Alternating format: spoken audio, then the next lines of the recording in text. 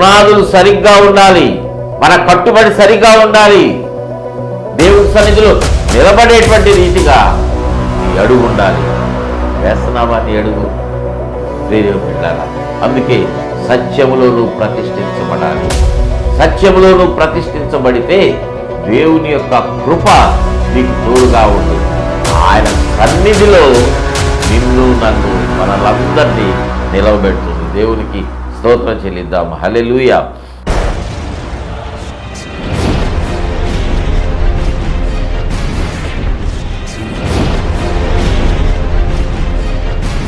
ప్రియ దేవుని బిడ్డలారా, ప్రియ సంఘస్థులారా, మనము మన జీవితాలను ఈ రీతిగా మనం నడుచుకుంటా ఉంటే అన్నిటికీ కుదురుబాటు కాలాలు వచ్చినప్పుడు మనము మన పునాదుల విషయంలో, అంటే మన కట్టుబడి విషయంలో మనం ఎలా ఉండాలి అంటే జాగ్రత్త పడాలి.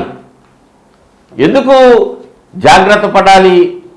మన పునాదుల విషయంలో మనం ఎందుకు జాగ్రత్త పడాలి?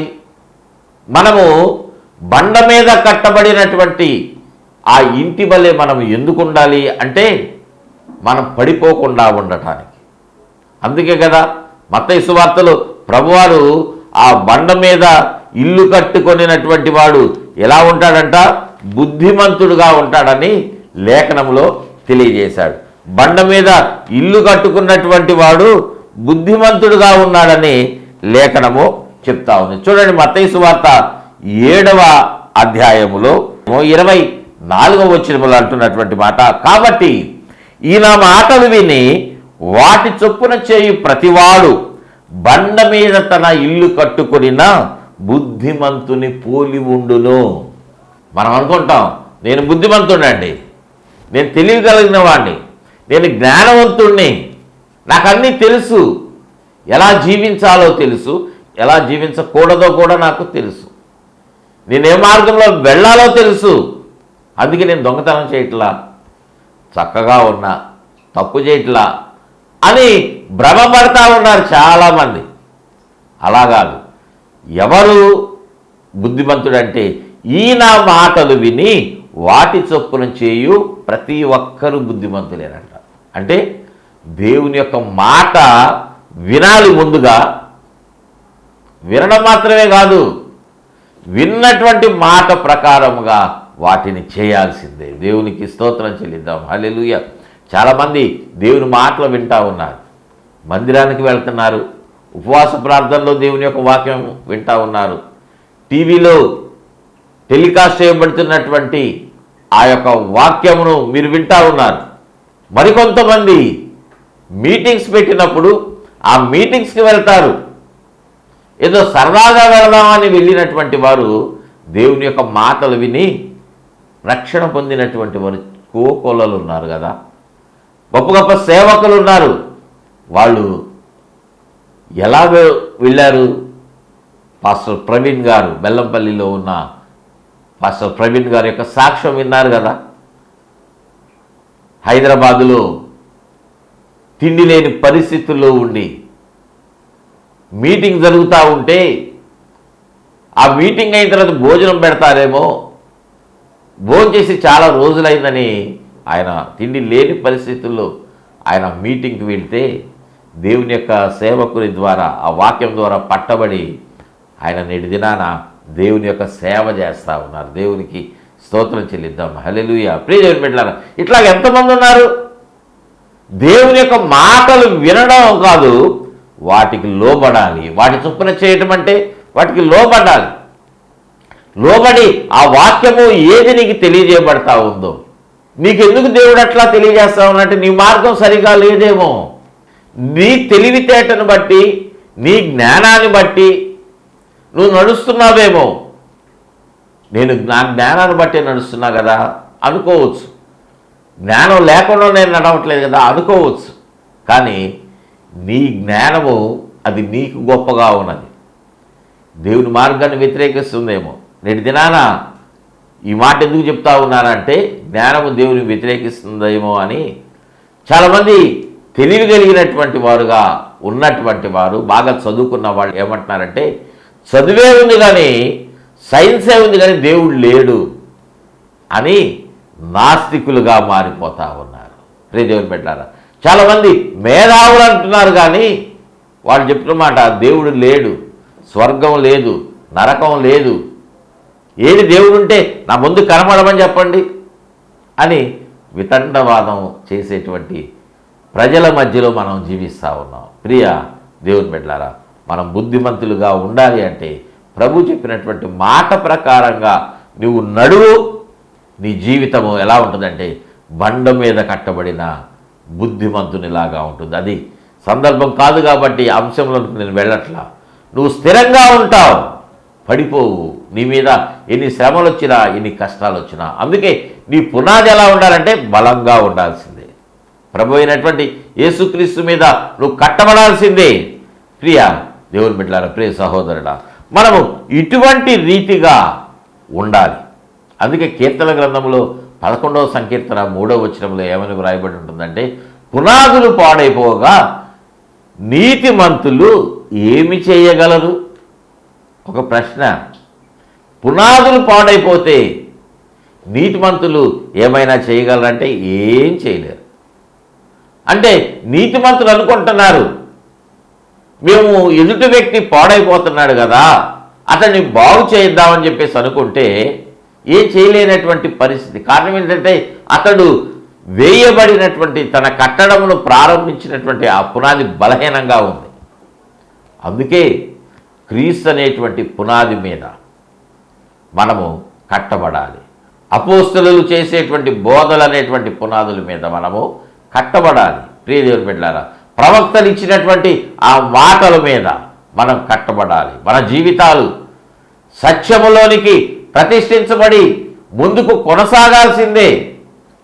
లేకపోతే మనం పరలోకాన్ని పొందుకోలేం. ప్రియ దేవుని బిడ్డలారా, ఏదో 1,00,000 రూపాయలు కానుకేసి 1 కోటి రూపాయలు మందిర నిర్మాణానికి లేకపోతే ఎక్కడెక్కడో మనం కానుకలు ఇచ్చి మనం పేదవాళ్ళకి ఆస్తిపాస్తులు ఇస్తూ ఉంటే దానివల్ల పరలోకం మనం ఇప్పటికీ స్వతంత్రించుకోం. అసలు అవకాశమే లేనది.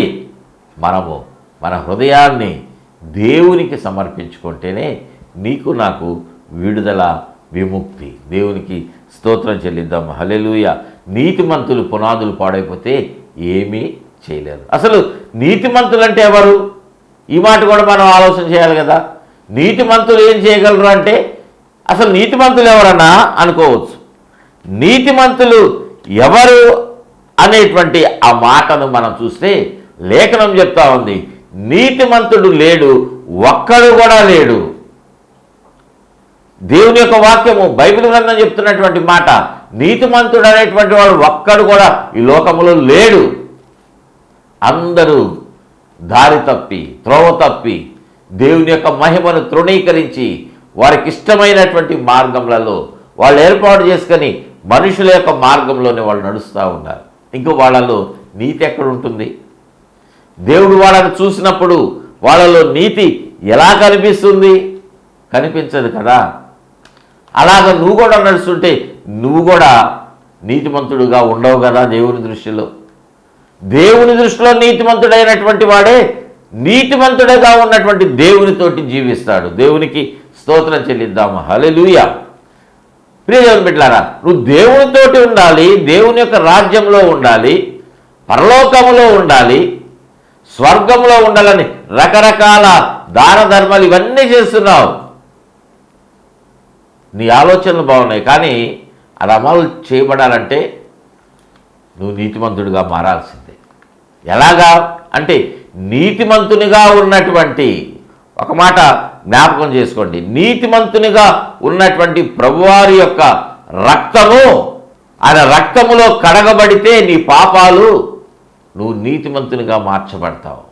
ప్రభువారి యొక్క రక్తం నీతివంతునిగా ఉన్నటువంటిది, పరిశుద్ధ రక్తం. ఎందుకంటే ఆయన ఈ లోకంలో జీవించినప్పుడు ఆయనలో జన్మ పాపము లేదు, కర్మ పాపం లేదు. ఈ లోకంలో ఆయన పాపముతో జన్మించలేదు. రెండవదిగా తన జీవితంలో కూడా పరిశుద్ధతే కలిగి ఉన్నది. దేవుని మార్గంలో అనుసరించారు. కానీ అపవాది వచ్చి అంటున్నాడు, నేను ఈ లోకమంతా నీకు ఇచ్చేస్తా, ఈ లోకమంతా నీకు ఇస్తా, నాకు మొక్కు, నువ్వు నాకు నమస్కారం చేయి, ఈ రాళ్ళు రొట్టెలుగా చేసుకుని తిని ఆకలి కొంటున్నావు కదా, శోధన అన్నీ జయించాడు. అందుకే ఆయన నీతిమంతుడిగా ఉన్నాడు. ఆ నీతిమంతుని రక్తము మనలను పరిశుద్ధునిగా చేస్తుంది, నిన్ను పరిశుద్ధునిగా నిలబెడుతుంది. నీతిమంతునిగా నేను మార్చేటువంటిది ప్రభు యొక్క రక్తమే. రా, ఆలస్యం చేయదు. ఇంకా ఎంతకాలం ఇంకా వెనుదిరిగి చూస్తూ ఉన్నారు? ఎంతకాలం ఇంకా లోకములోనే, లోకాశలోనే బ్రతుకుతూ ఉన్నారు? దేవుడు హెచ్చరిస్తూ ఉన్నాడు, సమయం ఇస్తూ ఉన్నాడు, ప్రేమిస్తా మిమ్మల్ని. ప్రియదేవుని బిడ్డలారా, దేవునికి లోబడాలి. బుద్ధిమంతుడిగా నువ్వు చెప్పుకోవడం కాదు, దేవుని యొక్క మాటకు లోబడి దేవుని మాట చెప్పినట్లుగా నువ్వు చేయి. ప్రియదేవుని బిడ్డలారా, అప్పుడు వారందరూ ఎలా ఉంటారంటే పాపము నుంచి విమోచించబడి నీతిమంతులుగా రక్షణ పొందుతారు. దేవునికి స్తోత్రం చెల్లిద్దాం. హల్లెలూయా. ప్రియదేవుని బిడ్డలారా, ఈ నీతిమంతులు చేసేటువంటి పనేంటి అంటే సువార్త ప్రకటిస్తూ ఉన్నారు, సువార్త ప్రకటిస్తూ ఉన్నారు, ప్రభువుని పరిచయం చేస్తూ ఉన్నారు. తెలియనటువంటి వారికి యేసుక్రీస్తు వారంటే ఆయన క్రైస్తవులకు దేవుడు కాదు, దేవునిగా మాత్రమే కాదు, ఆయన మార్గమును చూపించేటువంటి మార్గదర్శిగా ఉన్నాడు.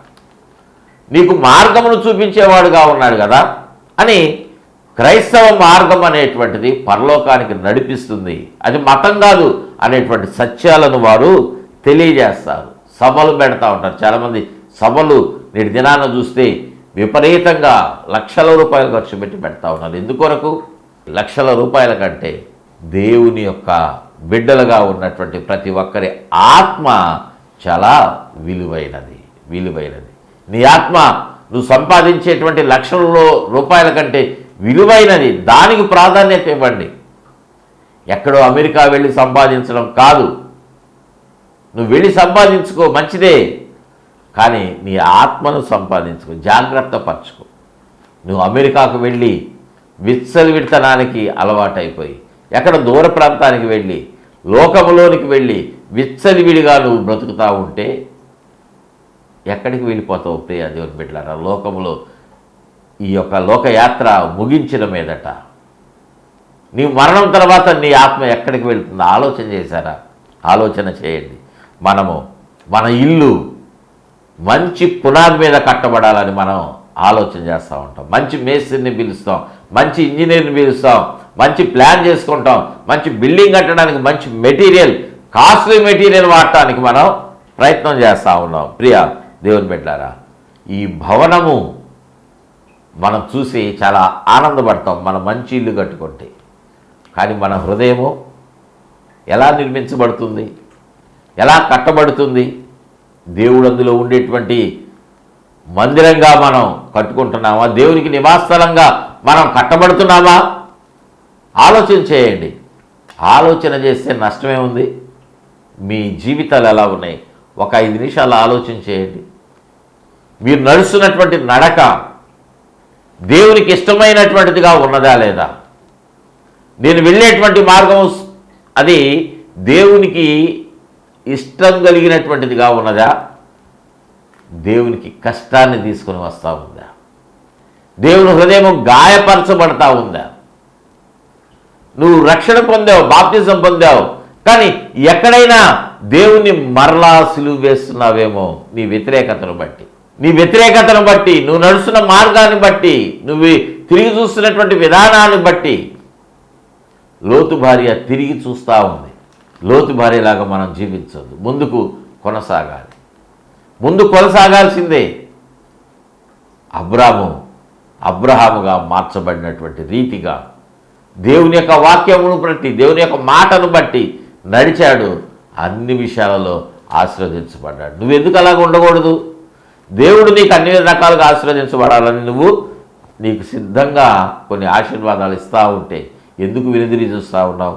ప్రియదేవుని బిడ్డలారా, మనము అటువంటి మందిరముగా, దేవుడు నివాసము చేసేటువంటి మందిరంగా మనం జీవితాలు ఆయనకు సమర్పించుకోవాలి. అయితే ఈ సమయమున మరొక మాట మనము జ్ఞాపకం చేసుకున్నట్లయితే, ఈ మందిరము అనేటువంటి సందర్భం వచ్చింది కాబట్టి ఒక మాట మనము చదువుకుందాం. చూడండి, 2వ దినవృత్తాంతముల గ్రంథము 3వ అధ్యాయము 3వ వచనాన్ని మనం చదివినట్లయితే, దేవుని మందిరమునకు సొలొమోను పునాదులు ఏర్పరచెను. మనము కట్టడమును గురించి పునాదులను గురించి జ్ఞాపకం చేసుకొని ధ్యానం చేసుకుంటున్నాం కదా. దేవుని మందిరమునకు సొలొమోను పునాదులు ఏర్పాటు చేశాడనేటువంటి మాట ఇక్కడ మనం చదివాం. ప్రియదేవుని బిడ్డలారా, ఈ మాట కొంచెం ఆశ్చర్యంగా ఉంటుంది కదా. దేవుని మందిరమునకు సొలొమోను పునాదులు ఏర్పాటు చేశాడనేటువంటి మాట వ్రాయబడింది. సొలొమోను మహారాజు దేవుని చిత్తమును బట్టి, దేవుని యొక్క ఆలోచనను బట్టి మందిర నిర్మాణమును ప్రారంభించిన వాడుగా ఉన్నాడు. అవును కదా. దావీదు అన్నాడు, నా దేవుని యొక్క మందసము గుడారాల్లో ఉంటా ఉన్నది, ఒక మందిరాన్ని నిర్మించాలన్నాడు. అని అంటే ప్రవక్త కూడా అన్నాడు, మంచిది నాయన, అలాగే చెయ్యి, మంచి ఆలోచనే కదా అన్నాడు. కానీ దేవుడేమన్నాడు, నువ్వు కాదు దావీదు మందిరాన్ని నిర్మించేది, నీ కుమారుడు అని చెప్పినప్పుడు లోబడ్డాడు దావీదు. అదే రీతిగా దేవుని యొక్క ఆలోచన ప్రకారంగానే సొలొమోను నిర్మాణాన్ని ప్రారంభించాడు. ప్రియదేవుని బిడ్డలారా, ఏది నిర్మించాలన్నా కట్టడం అనేటువంటిది పునాదులు అవసరం. ప్రత్యేకంగా మాట అక్కడ వ్రాయటం ఏంటి ఆలోచన చేయండి. దేవుడు ఆ మాట వ్రాయించాడంటే ఏదో అర్థం ఉంటుంది కదా. ఎందుకంటే దేవుని నోట నుండి వచ్చేటువంటి ప్రతి మాట ఎలా ఉంటుందంటే, సొలొమోను మహారాజు రాసినటువంటి సామెతల గ్రంథం ఉంది కదా, చూడండి. సామెతల గ్రంథము 30వ అధ్యాయంలో 5వ వచనంలో ఒక మాట, శ్రేష్టమైన మాట మనకు తెలియజేస్తా ఉన్నాడు సొలొమోను. ఏమంటా ఉన్నాడంటే, దేవుని మాటలన్నీ పుటము పెట్టబడినవే. దేవుని యొక్క మాటలన్నీ పుటం పెట్టబడినటువంటివి. అందులో అబద్ధం అనేటువంటిది లేదు, అసత్యం అనేటువంటిది లేదు, అందులో ఏదో చెడ్డ ఆలోచన అనేటువంటిది ఏది కూడా లేదు. అంటే దేవుని మందిరానికి సొలొమోను పునాదులు ఏర్పాటు చేశాడనేటువంటిది శ్రేష్టమైనటువంటి మాటే. ఏంటి దీని అర్థం? ఒకసారి ఆలోచన చేసి మనం ముందుకు వెళ్ళినట్లయితే, సొలొమోను మహారాజు ఎవరికి సాదృశ్యంగా ఉన్నారు అంటే, ప్రభు అయినటువంటి యేసుక్రీస్తు వారికి సాదృశ్యంగా విన్నారు. జాగ్రత్తగా వినండి ఈ మాటలు. పాత నిబంధనలో ఉన్నటువంటి దావీదు కుమారుడైనటువంటి సొలొమోను ఎలా ఉన్నారంటే, నూతన నిబంధనలో కనిపించినటువంటి ప్రభు అయినటువంటి యేసుక్రీస్తు వారికి ముంగుర్తుగా ఉన్నారు. కొంచెము జాగ్రత్తగా వినండి, కొంచెం విపులంగా, కొంచెం నెమ్మదిగా చెప్తున్నా ఈ మాట. స్పీడ్గా చెప్తే మళ్ళీ కన్ఫ్యూజ్ అవుతారని. దావీదు కుమారుడుగా ఉన్నటువంటి సొలొమోను ప్రభు అయినటువంటి యేసుక్రీస్తు వారికి సాదృశ్యంగా ఉన్నారన్నాం కదా. ప్రభు అయినటువంటి యేసుక్రీస్తు వారి లోకంలో శరీరాన్ని ధరించుకొని వస్తూ ఉన్నప్పుడు ఎవరిని కేకలేస్తున్నాడు? గుడ్డివాడు, దావీదు కుమారుడా, దావీదు కుమారుడా అని కేకలు వేశాడు. చాలామంది ఎలా పిలిచారు? దావీదు కుమారుడా అని ప్రభువుని కేకలు వేశారు. దావీదు కుమారుడు సొలొమోనుగా మరి యేసయ్యను అలా పిలవటం ఏంటి? దావీదు వంశావళిలో నుంచి వచ్చాడు కదా. ప్రియ దేవుని బిడ్డలారా, అందుకు అలాగా పిలవటం జరుగుతాము. ప్రియ సహోదరుడా, ప్రియ సహోదరి, సొలొమోను మహారాజు అక్షరార్థముగా ఉన్నటువంటి దావీదు కుమారుడు. ప్రభు అయినటువంటి యేసుక్రీస్తు వారు ఆత్మీయముగా దావీదు కుమారుడుగా ఉన్నాడు. ప్రియ సహోదరుడా, సొలొమోను అనేటువంటి మాటకు అర్థము సమాధానము. ప్రభు అయినటువంటి యేసుక్రీస్తు వారి యొక్క మాట కూడా అర్థము సమాధానము, సమాధానకర్త. ప్రభు అయినటువంటి యేసుక్రీస్తు వారికి పేరు సమాధానకర్త. యెషయా ప్రవచన గ్రంథంలో భక్తుడైనటువంటి ప్రవక్త అయినటువంటి యెషయా ఆయన తెలియజేసినటువంటి మాట, మరేతో అంటున్నటువంటి మాట, ఆయనకు మరొక పుట్టబోయేటువంటి కుమారుడికి ఏ పేరు పెట్టాలి అనేటువంటి మాటలు మనము యెషయా గ్రంథములో మనం చదువుకున్నాం. క్రిస్మస్ దినాలలో ఈ మాటలు మనము చాలా విపులంగా మనము జ్ఞాపకం చేసుకున్నాము, ధ్యానం చేసుకున్నాం. చూడండి ఒకసారి ఆ మాట మనం చూస్తే 9వ అధ్యాయం యెషయా గ్రంథములో 9వ అధ్యాయము 6వ వచనములో వ్రాయబడి ఉంటుంది. ఆయనకు పెట్టబడినటువంటి పేర్లు ఏంటంటే, ఆశ్చర్యకరుడు, ఆలోచనకర్త, బలవంతుడైన దేవుడు, నిత్యులకు తండ్రి అని సమాధానకర్తయగు అధిపతి. సమాధానకర్త. యేసుక్రీస్తు వారికి ఉన్నటువంటి పేరు సమాధానకర్త అని ప్రవక్త అయిన యెషయా 9వ అధ్యాయములో 6వ వచనంలో ఈ మాట తెలియజేశాడు. సొలొమోను మహారాజు సమాధానము కలిగినటువంటి వాడు, సమాధానకర్తగా ఉన్నాడు. యేసుక్రీస్తు వారు కూడా సమాధానకర్తయగు అధిపతిగా ఆయన ఉన్నాడు. దేవునికి స్తోత్రం చెల్లిద్దాం. హల్లెలూయా. ప్రియ దేవుని బిడ్డలారా, మనము ఈ విషయాన్ని గుర్తుపెట్టుకుంటే మన కట్టడము ఎలా ఉండాలనేటువంటిది జాగ్రత్తగా మనం చూసుకుంటాం.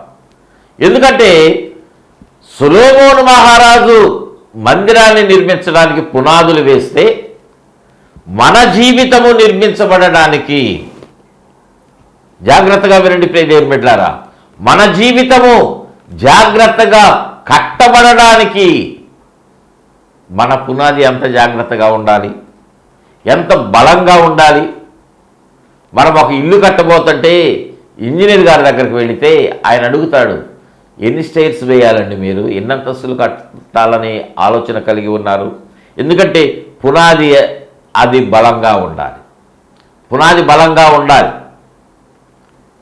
అందుకని దానికి వాడే ఐరన్ కానీ, ఆ సిమెంట్ కానీ, ఆ లోతు కానీ, అక్కడ ఉన్నటువంటి ఆ మట్టి, ఆ క్వాలిటీని బట్టి అన్నీ ఆయన లెక్కలు వేస్తాడు. దేవుని బిడ్డలారా, ఈ లోకరీతి ఇంటికే నువ్వు అంతగా జాగ్రత్త పడుతుంటే నీ మందిరము ఆత్మ సంబంధముగా దేవుడు నీలో నివసించేటువంటి ఆ కృప నీకు ఇస్తూ ఉంటే నువ్వు ఎలాగ నిర్మించబడాలి? నీ ఆత్మీయ జీవితాన్ని ఎట్లా నిర్మించుకుంటున్నావు? నువ్వు చేసినటువంటి ప్రార్థనలు దానికి అర్థం ఉందా? నీ పూజలు, నీ యొక్క తలంపులు, నీ నడకలు అన్నిటికీ ఒక అర్థం ఉందా? అనాలోచనగా చేస్తున్నావా? వద్దు ప్రియ దేవుని బిడ్డలారా, ఆలోచనగా చేయి. దేవుడు నిన్ను ఆశీర్వదిస్తాడు. నువ్వు అటువంటి రీతిగా నిర్మించబడాలి. సొలొమోను పునాది వేసి చక్కటి మందిరాన్ని కడితే ప్రభు అయినటువంటి యేసుక్రీస్తు వారు నీ జీవితాన్ని కట్టడానికి పునాదిని వేస్తా ఉన్నాడు. దేవునికి స్తోత్రం చెల్లిద్దాం. హల్లెలూయా. ఆ పునాది కోసమే ఆ 6 రాళ్ళు హెబ్రీయులకు రాసినటువంటి పత్రిక 6వ అధ్యాయం మొదటి 2 వచనాల్లో మనం చదువుకుంటా ఉన్నాం.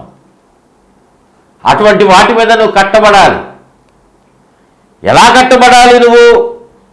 చూడండి, ఒక మాట మనం చదువుకున్నట్లయితే పేతురు రాసినటువంటి మొదటి పత్రిక 2వ అధ్యాయంలో 5వ వచనంలో ఏమంటా ఉన్నాడు అంటే, పేతురు యేసుక్రీస్తు ద్వారా దేవునికి అనుకూలములకు ఆత్మ సంబంధమైన బలులు అర్పించటానికి పరిశుద్ధ యాజకులుగా ఉండునట్లు మీరును సజీవమైన రాళ్ల వలె ఉండి ఆత్మ సంబంధమైన మందిరముగా కట్టబడుచున్నారు. విన్నారా ఈ మాట? బైబిల్లో చదివారా? ఏమంటా ఉన్నాడు పేతురు భక్తుడు? పరిశుద్ధాత్మ దేవుడు అంటే మనం ఎలా ఉండాలి అంటే సజీవమైన రాళ్ళలాగా ఉండాలంట. అంటే జీవము లేనటువంటి రాయి, ఇటుక రాయో, హ్యాలో బ్రిక్సో, కొండరాళ్ళు ఏయో ఉన్నాయి కదా, వాటిలో జీవముందా, ప్రాణముందా? లేదు కదా. మన ఇంట్లో ఉన్నటువంటి గోడలకు ప్రాణముందా? లేదు కదా. కానీ మనలో ప్రాణం ఉంది. ప్రభు మనలో నివసించాలంటే ప్రాణముతో ఉన్నటువంటి రాయిలాగా ఉన్నటువంటి మనము మందిరంగా నిర్మించబడాలి. సజీవమైనటువంటి రాళ్లలాగా మీరు ఉంటే ఆ కట్టుబడిలో ప్రభువారు నివసించడానికి సిద్ధంగా ఉన్నారు. దేవునికి స్తోత్రం చెల్లిద్దాం. హల్లెలూయా. సజీవమైన రాళ్లతోటి ఏం కట్టాలయ్యా అంటే మందిరం కట్టాలి. ఆ మందిరం ఎలాంటిదంటే ఆత్మ సంబంధమైన మందిరముగా కట్టబడుచున్నారు అని పేతురు తెలియజేస్తా ఉన్నాడు. దేవునికి స్తోత్రం చెల్లిద్దాం. హల్లెలూయా. ఆత్మ సంబంధమైన మందిరంగా మీరు కట్టబడాలండి.